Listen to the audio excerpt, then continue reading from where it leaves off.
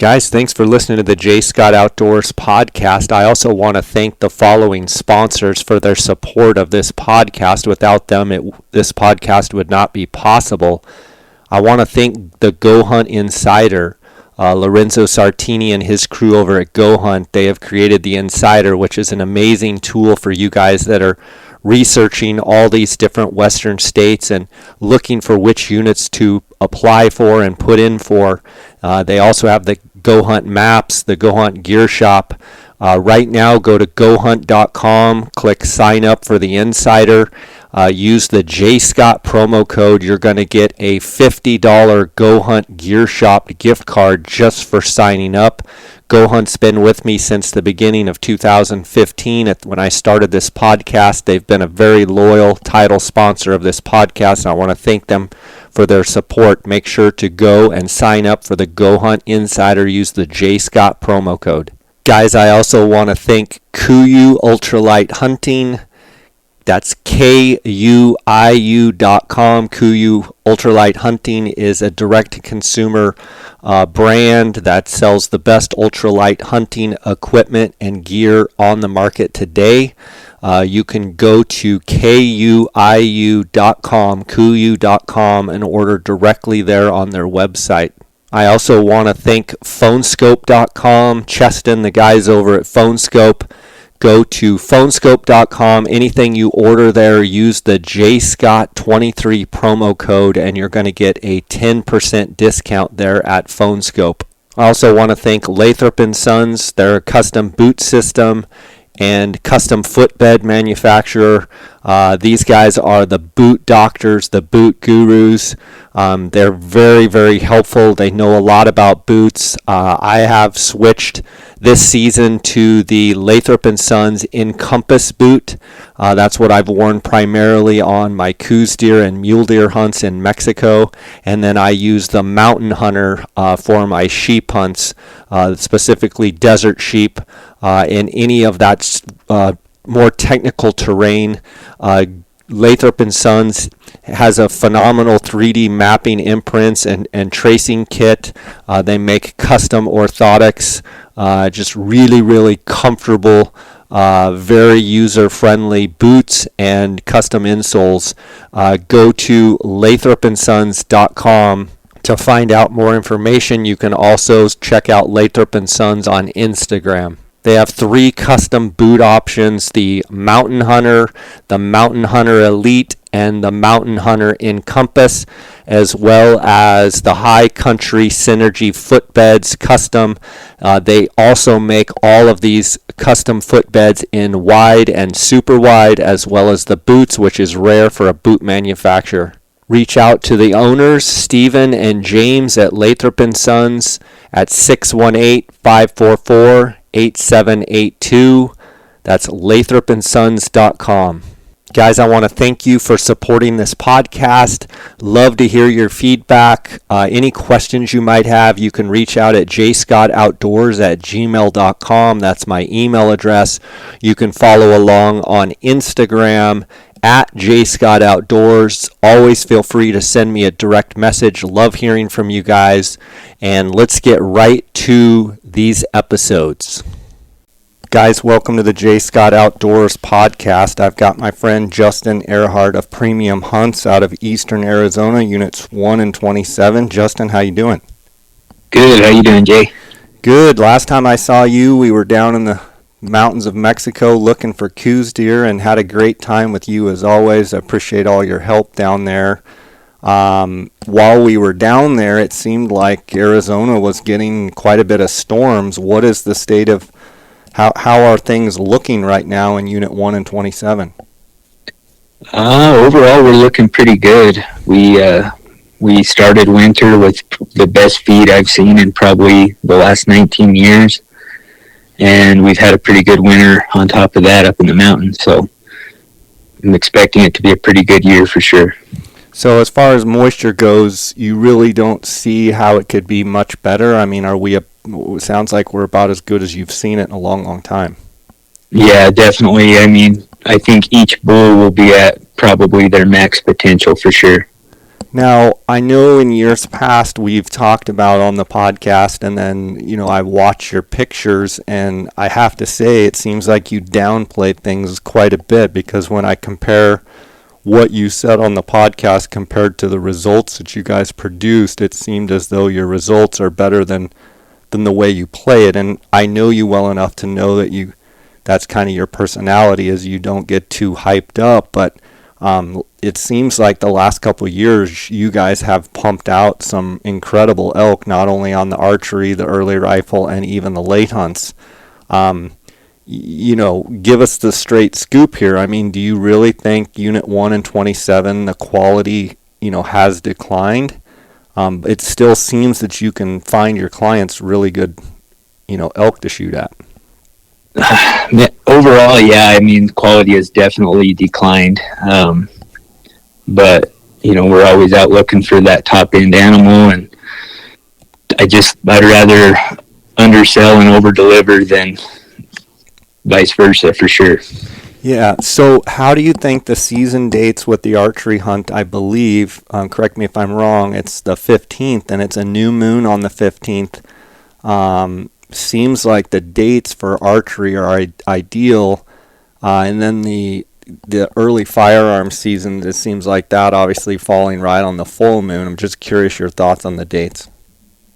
I think the archery hunts are going to be really, really good this year. I mean, last year we started on the 9th, and it was pretty slow going before we had any action to really speak of. So going from the 9th last year to the 15th this year, I mean, that's almost a full week. So I anticipate that being really good, especially with the new moon on that first part of the hunt. Tell me about which, I don't have the regs right in front of me, but Unit 1 and Unit 27, are they both early rifle, or is one a muzzleloader this year? They flip-flop every year. Where do we stand on those? So for this year, it's going to be early muzzleloader in Unit 27 and early rifle in Unit 1.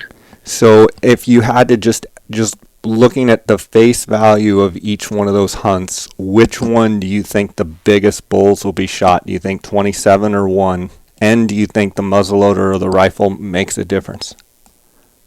Man, it really kind of just depends on the type of client. I mean, if you've got somebody that's willing to really go and pound ground, I would say probably the bigger bull's going to come out of Unit 27.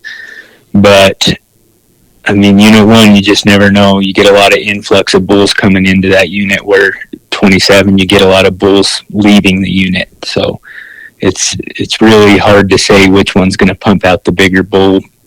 As far as rifle and muzzleloader, I don't really see how it makes much of a difference anymore with the technology on everything we have with the newer muzzleloaders these days. But until they do away with scopes or something like New Mexico did, there's really no difference in my mind. Yeah, for sure.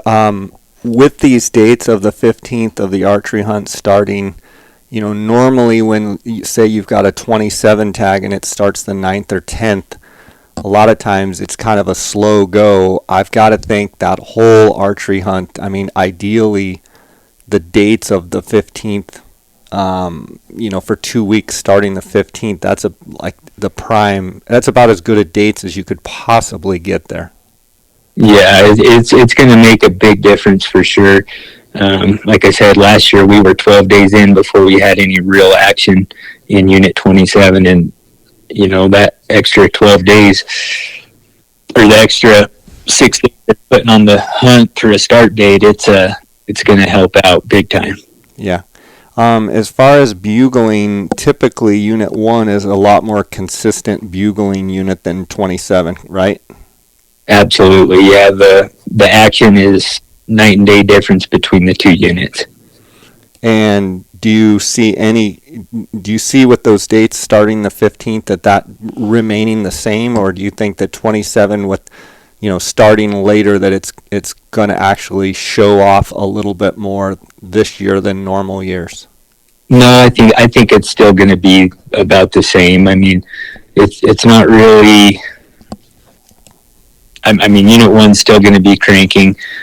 27 might be just a titch better than normal because of the later dates, but when you compare the two, unit one's going to trump 27 for action. No doubt in my mind. How is the influx of bulls coming from the Fort Apache? How has that been over the last couple of years? I know in if you go back, over the last 30 years, over time, there's been some really, really good bulls that have come across from the Fort Apache into Unit 1 specifically. Has that kind of over the years with the fire and such, has the dramatics, if you will, of, two or three really, really big bulls, has that kind of slowed up them coming over from the rut? No, I don't think so. I mean, we still see quite a few bulls showing up that, obviously came off the reservation, but Unit 1 also gets a lot of influx from some of the elk that summer in 27 as well. So you really never know exactly where they come from, but there's dang sure an influx from both sides. Let's talk a little bit about the late rifle seasons there in 27 and in 1. In years past, you've kind of leaned towards 27 being a better late elk hunt, but with the fire, Unit 1 is sure opened up and seemed like they're still killing some decent bulls in 1, but do you still give the edge to 27? Yeah, absolutely. On the late season, for sure, because you get a lot of the bulls that are pulled back into Unit 27, and it's just big and rough enough that, there's always going to be a few of those older bulls that have slipped through the cracks over the years that are still out there. Have you seen the patterns of those bulls where they, come back into that 27, into that canyon country with it being more open than it was? Do you see them going other places, or do you still see some of those bulls coming right back into those same areas? For the most part, most of them are going back into the same areas that they have been the past handful of years. But the big difference is dry years and years we get a lot of years. So if we have some good snows, before, during the hunt, then you'll catch some bulls in some lower country for sure.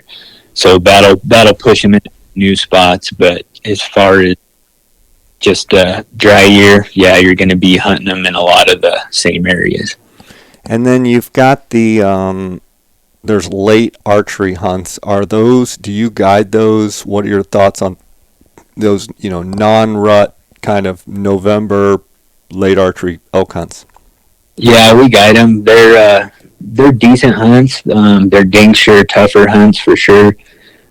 Just kind of got to pick your battles on each stock and make the best out of each one you can. You have been killing some really big Rocky Mountain bighorn sheep.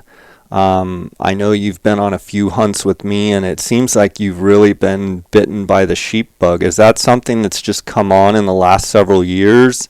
Or, what has caused, or are you just spending more time in the sheep country?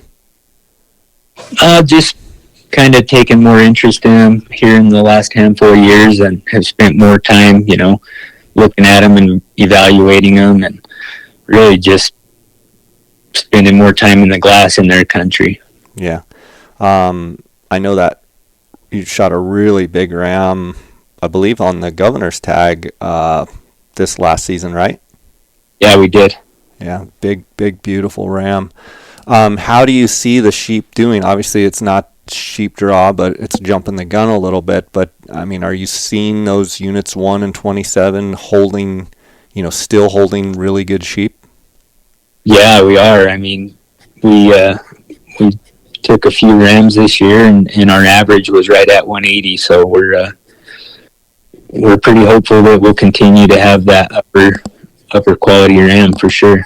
Gotcha. As far as quality, you talk about sheep, and you talked about, over time, elk has kind of declined, say from the heyday, if you will. Anything with the tag allocations or tag numbers this year that would let you think that maybe there's, some light at the end of the tunnel, or is it much of the same? No, they kept all the numbers pretty much the same across the board.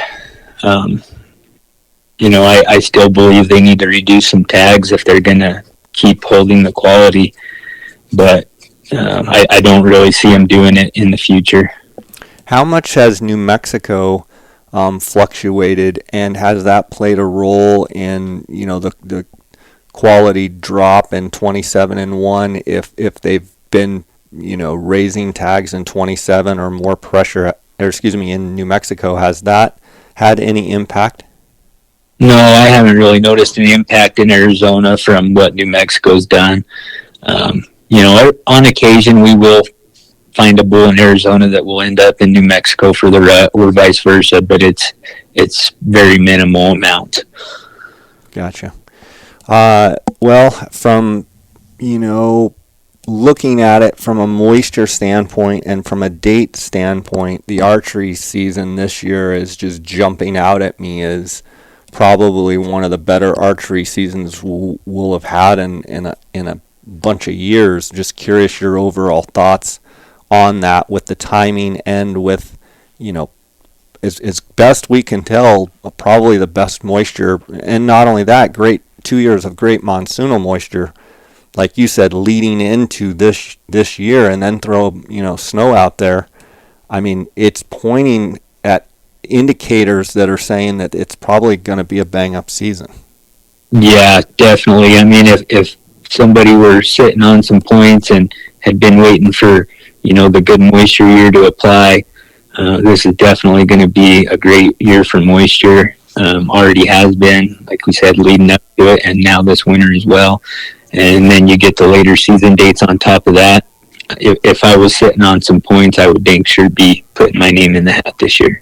And what about those guys with a ton of points, looking at the muzzleloader and the early rifle in 1 and 27, right, falling on the full moon, and coming off of probably just a great bugling archery season? Does that is there any part of you that makes you cringe a little bit thinking about those two hunts? Yeah, definitely. I've kicked that around back and forth quite a bit, because you think if a lot more top end bulls get knocked out in the archery season, that's going to leave, quite a bit less inventory for the early rifle guys. But, I think overall you're still going to see a lot more nicer bulls this year just because of the moisture we've had for the past 2 years. Yeah. Yeah. Justin, what's the best way for people to reach out, talk to you about the draw, talk to you about their point structure and what they're looking at? What's the best way for them to reach you? Best way, they can reach me directly by phone. Numbers 928-245-8722, or they can email me at info@premiumhunts.com, or they can find us on social media, any of those, and would be happy to get back to anybody. Right on, buddy. Well, thanks for coming on and giving us the report and the forecast. I'm looking forward to this next September. I think everything's lining up to be an awesome season, and I appreciate all that you do for Arizona and for the great hunts that you do. I get reports every single year of people that heard you on the podcast and how good you and your team is. So I just appreciate you coming on and sharing with us. Well, I appreciate you having me on, Jay. All right, buddy. Take care. God bless. All right, you too. Bye. Bye.